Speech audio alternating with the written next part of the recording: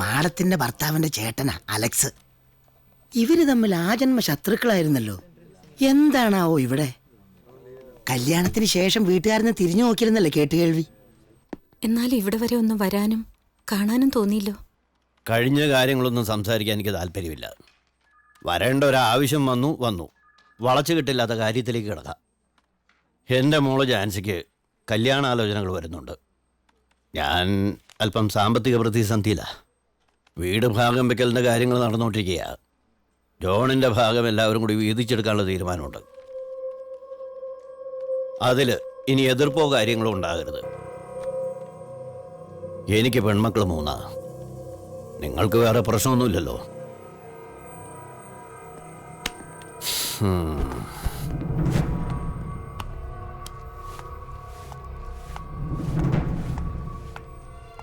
വർഷങ്ങൾക്ക് ശേഷം ഇന്ന് അലക്സേട്ടൻ എന്നെ കാണാൻ വന്നിരുന്നു. സഹായമൊന്നുമില്ലെങ്കിലും ഒന്ന് ഉറക്കെ വിളിച്ചാൽ കേൾക്കുന്ന ദൂരത്ത് സ്വന്തവും ബന്ധവും എന്നൊക്കെ പറയാൻ ആരെങ്കിലും ഉണ്ടല്ലോ എന്നൊരാശ്വാസം ഉണ്ടായിരുന്നു. എനിക്കെന്തോ ഭയങ്കരമായ ഒറ്റപ്പെടൽ തോന്നുന്നു. ജോസിയുടെ കാര്യങ്ങൾ ഒന്നും ശരിയായിട്ടില്ല.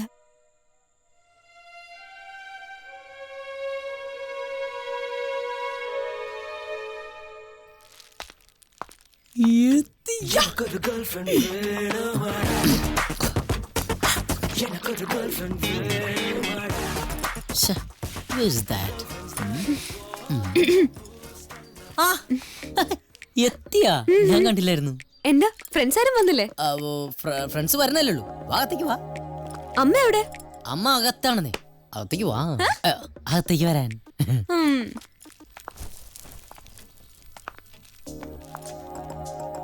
വീട്ടില് നല്ല രീതിയിൽ വളർത്താനേ ഇവന്മാരുടെ അമ്മമാർക്ക് നേരം കാണില്ല.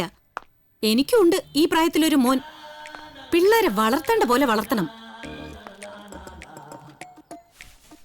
അമ്മേ, ആ ഇത് എന്റെ കൂടെ വർക്ക് ചെയ്യണേ സൗണ്ട് എഞ്ചിനീയർ. ഏത്? അതാ.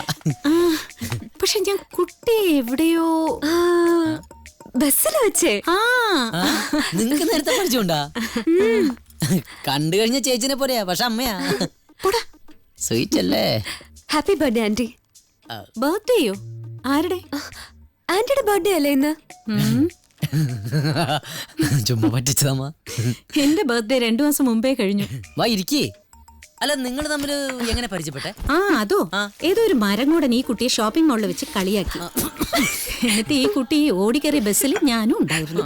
അങ്ങനെ പരിചയപ്പെട്ടതാ. അവനെ ഇനി എന്റെ കയ്യിൽ കിട്ടട്ടെ ആന്റി. വിടരുത്, അടിച്ച് തൊലി പൊളിക്കണം. എന്താടാ അങ്ങനൊന്നും പറയല്ല, അയാൾ വല്ല പാവായിരിക്കും. എന്താന്ന്? ഫോൺ അടിക്കണം. നിങ്ങൾ സംസാരിച്ചിരിക്കും. ആയിഷയുടെ ഫോണായിരിക്കും. അതൊന്നും മനസ്സിൽ വെക്കില്ലാട്ടാ, ഞാൻ ഒരു തമാശ കാണിച്ചല്ലേ. ഇയാൾ അമ്മയോട് എല്ലാം പറയല്ലേ? ആ മോളുടെ സംഭവം മാത്രം പറഞ്ഞില്ല. എന്നെ ഒന്ന് റേഡിയോ സ്റ്റേഷനിൽ ഡ്രോപ്പ് ചെയ്യോ പ്ലീസ്? പിന്നെന്താ, അച്ഛനുണ്ടാവോ? ഇല്ല. എന്നാ ഓക്കെ, ഞാൻ ഡ്രസ് ഒന്ന് മാറ്റിട്ട് വരാം. അമ്മേ, സീമ ഇറങ്ങാൻ ഞാൻ ഒന്ന് കൊണ്ടുവിട്ടിട്ട് വരാമേ.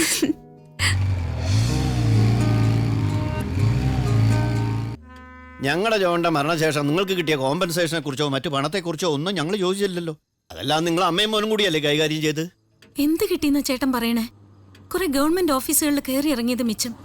പിന്നെ ഞാൻ പണത്തിന് വേണ്ടിയല്ല കയറി ഇറങ്ങിയത്. എന്റെ ജോണിന്റെ ബോഡിയെങ്കിലും കിട്ടാൻ. ജോണിനെ വെച്ച് വില പറയാനൊന്നും ഞാൻ ഇവിടെ പോയിട്ടില്ല. എന്തൊക്കെ പറഞ്ഞാലും ഞാൻ ഒരു നിവൃത്തിയില്ലാത്തവനാ. എനിക്ക് പെൺമക്കൾ 3. തറവാട്ട് സ്വത്തിൽ ഇനി ഞങ്ങളുടെ ജോണിന്റെ അവകാശം പറഞ്ഞുകൊണ്ട് നിങ്ങൾ അങ്ങോട്ട് വരരുത്. നാളെ രജിസ്ട്രാർ ഓഫീസിൽ വന്ന് ഡോക്യുമെന്റ് ഒപ്പിട്ട് തരണം. ഈ വീട് മുഴുവനും കടത്തില്ല. ഇവനാണെങ്കിൽ കര പറ്റിയിട്ട് പോലും ഇല്ല. എനിക്കൊന്നും വേണ്ട. ഇവന്റെ കാര്യത്തിന് ഞങ്ങൾക്കൊരു കൈസഹായത്തിന് ആരുണ്ട്? എല്ലാം സ്വയം വരുത്തി വെച്ചല്ലേ. വീട്ടുകാരെയും നാട്ടുകാരെയും ഒക്കെ വെറുപ്പിച്ചിട്ട് എല്ലാം ഇട്ടെറിഞ്ഞ് ഓടിപ്പോന്നല്ലേ. അപ്പ ആലോചിക്കണമായിരുന്നു. പിന്നെ ഇവന്റെ കാര്യത്തിൽ നിന്ന് പറഞ്ഞല്ലോ, പിള്ളച്ചെറുക്കനൊന്നും അല്ലല്ലോ, സ്വയം അധ്വാനിച്ച് ജീവിക്കാൻ പറ. മംഗലാപുരത്ത് നിന്ന് ഞങ്ങളുടെ ജോൺ മരിച്ചു എന്നുള്ള വാർത്തയായിട്ട് വരുമ്പോ ഒരു കൈക്കുഞ്ഞുണ്ടായിരുന്നു നിന്റെ കയ്യിൽ. അത് ഞങ്ങളുടെ ജോണിന്റെ ആണോ എന്ന് പോലും ചോദിച്ചില്ലല്ലോ. ആർക്കറിയാം? നിർത്തണോ? ഞാൻ ജോൺ വർഗീസിന്റെ മകൻ തന്നെയാ. അത് നിങ്ങളുടെ മുന്നിൽ തെളിയിക്കേണ്ട കാര്യമൊന്നും ഞങ്ങൾക്കില്ല. നിങ്ങളുടെ വീട്ടിൽ തെണ്ടിക്കയറി വന്നില്ലല്ലോ ഞങ്ങള്. അങ്ങനെ എങ്ങാനും വന്നെങ്കിൽ രണ്ടിനെ അടിച്ച് പുറത്താക്കിയനെ. നിർത്തണോ, കിടക്കണോ പുറത്ത്. ഞങ്ങളുടെ കുടുംബത്തിൽ കയറി വന്നിട്ട് ഞങ്ങളോട് തോന്നിയ ദിവസം പറയുന്നേ. അമ്മ ചുമ്മാ പുറത്തു പോവാൻ. ഇനിയും നീ ഇവിടെ തന്നെയല്ലേ ജീവിക്കാൻ പോകുന്നത്? എന്റെ അപ്പൻ ജോൺ വർഗീസ് ആണെങ്കിൽ ഈ ജോസി കൊച്ചി തന്നെ കാണും.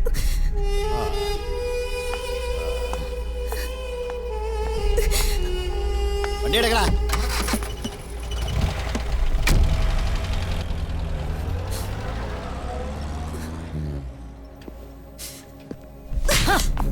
നീ ആരോട് അങ്ങനെ സംസാരിച്ചേ? അമ്മ, അയാള് നമ്മുടെ അപ്പച്ചനെ ഒന്നും പറയണ്ട. നിന്റെ അപ്പച്ചന്റെ സ്ഥാനത്തുള്ള ആളെയാ നീ ആട്ടി ഇറക്കിയത്. അയാള് നമുക്ക് വേണ്ടി എന്താ ചെയ്തിട്ടില്ലേ? നമ്മൾ കഷ്ടപ്പെട്ടിരുന്ന സമയത്ത് ഒരു ഫോൺ കോൾ, 100 രൂപ എന്തെങ്കിലും തന്നെ സഹായിച്ചിട്ടുണ്ടോ? ഇപ്പൊ സ്വത്തപ്പെട്ട് മേടിക്കാൻ വേണ്ടി വന്നിരിക്കുന്നു. ഈ കുടുംബത്തിന് വേണ്ടി നീ എന്താ ചെയ്തിട്ടുള്ളത്? പറടാ, എന്താ ചെയ്തിട്ടുള്ളെന്ന്.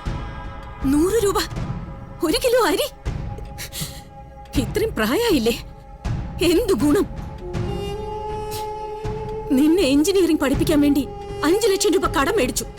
ഈ വീട് വാങ്ങാൻ 20 ലക്ഷം രൂപ കടവും കടത്തിന്റെ കൂട്ടിലുമായി ഞാൻ. പക്ഷെ നീ എപ്പോഴെങ്കിലും എന്റെ വേദന കണ്ടിട്ടുണ്ടോ?